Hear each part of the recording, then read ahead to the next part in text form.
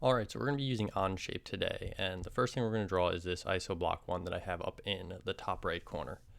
So to create an ISO block, what you're going to do is you're going to go to Create, Document, and I'm going to name it ISO block 1.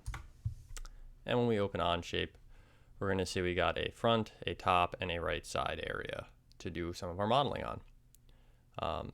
So the first thing I want to do is I actually want to get out of this 3D modeling mode and get into a sketch mode. So I'm going to make a sketch, and I'm going to select the front view for that sketch, and I'm going to turn my drawing by using the view cube. Now some quick things to do or to help you, if you have a mouse, to zoom in and out, wherever your mouse is pointing is where it'll zoom to. So like if I point at the origin, it'll zoom to the origin. If I point to the corner, it'll zoom to the corner. If you do not have a mouse, you can hit Z to zoom out and then Shift Z to zoom in. You can also right click and go to zoom to fit.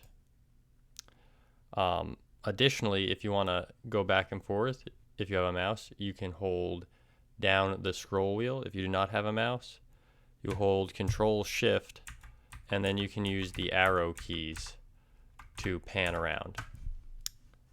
So now that we know how to zoom and pan, I am going to start by drawing a rectangle in the corner. So right here, I'm just going to draw a rectangle to any old dimensions. And then once I get it in, I can actually go and change those dimensions. So I do not want to draw a second rectangle. I'm going to hit Escape, and I'm going to go to the Dimension tool. And we're just going to say every single block up there is going to be 1 inch. So this is set up default inches. So this should be 9 inches. And I'm zooming out and I'm panning over. It should be 9 inches, and I will dimension the second one. Dimension, grab the second edge by 6 inches. Okay, so I got a 9 by 6. I could also dimension instead of grabbing the whole edge. If I click on this and delete it, I did that by hitting the delete key. Not only can you click on the edge, but you can click on 2 edges like this, 1, 2, to see how far apart they are from each other. 1, 2, and go like that instead of clicking the whole edge. So 2 ways to dimension. I am now going to finish my sketch by doing a check over here. So I've got my box. I'm actually going to go to isometric. So I'm going to click this and go to isometric. Notice in here too, I had a bunch of things like zoom to fit. And I got my box there. And what I'm going to do is I'm going to do an extrusion. I'm going to click what I want to extrude, which is the box. And I'm going to change the depth to 6 because that is how deep it is.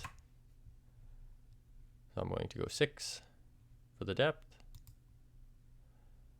And I believe I can go the opposite direction if I want. Not important, just showing you can do it.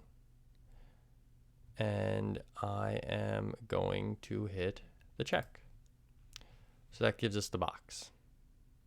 From the box, I have to do the cutout, which is subtractive. So to do that, I have to make another sketch. Click on the top of the object.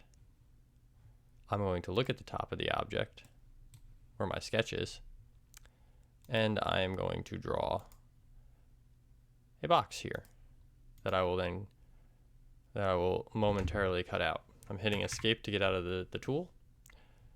My box, if I like grabbed it, I can fiddle with it, but notice it is connected to that edge, which is very important. If your box was not connected to the edge, like let's say you drew a box like this. Okay, I draw a very small box, but it's okay. Like say this box is not connected to the edge, you would have to dimension it so that it would be 0 inches from the edge. But we do not want that box, so I'm getting rid of it.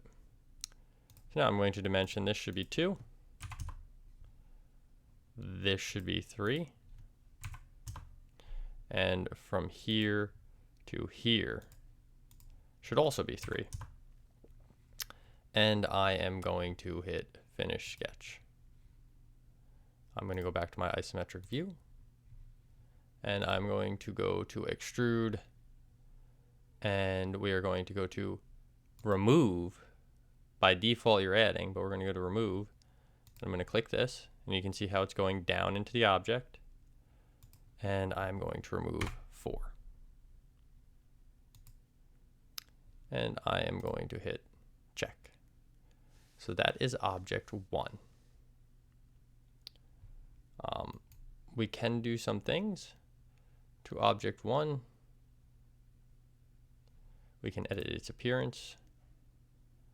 So you can go in here and edit its appearance for custom colors. Like I could maybe make it purple or red. So if you want to change the color, that's fine.